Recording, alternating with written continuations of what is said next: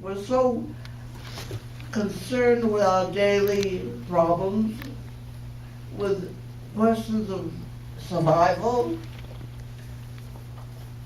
that the power we have to think and to imagine and to grow our souls and to relate to each other and to create what Martin Luther King called a person-oriented society rather than thing-oriented society. That's an extraordinary power that we each have, no matter how old we are or how young we are.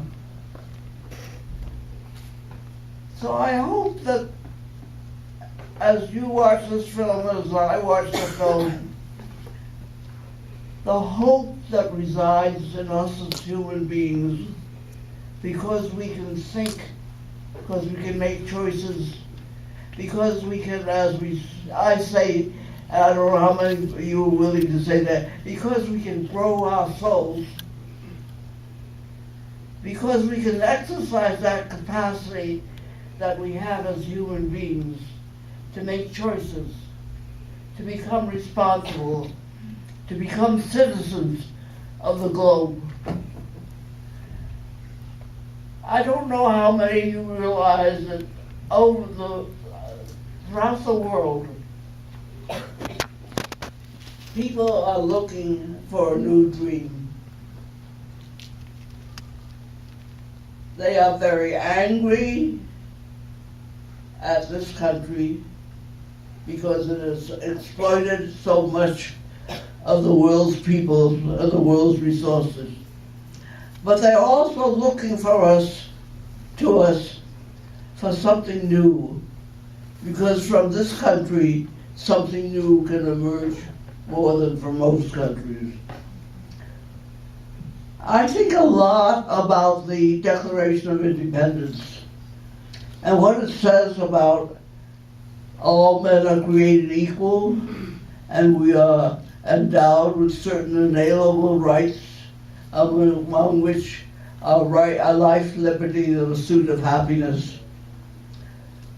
And that governments are instituted to secure these rights. And when they fail to do so, that's not exactly.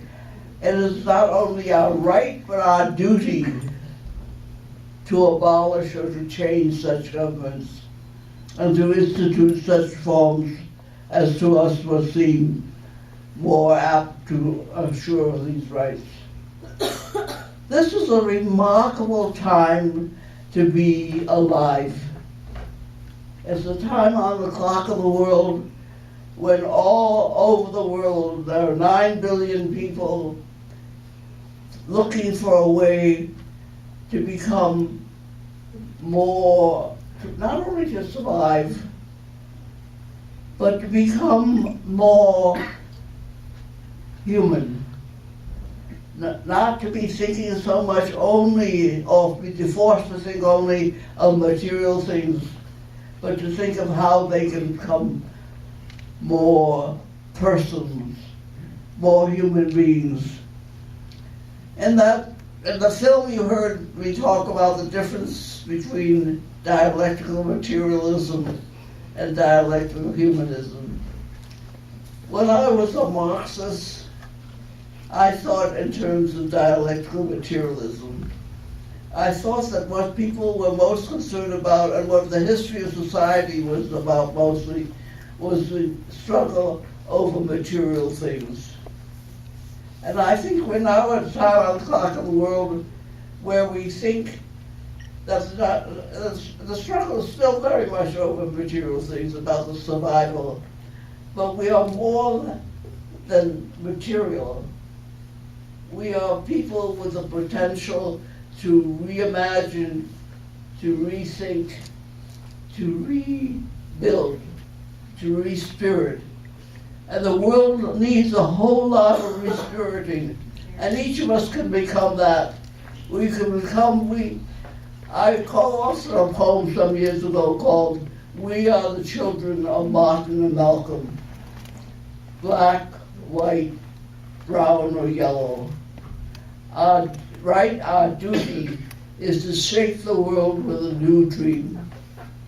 That's our right and our duty, to shake the world with a new dream. Let's go do it. I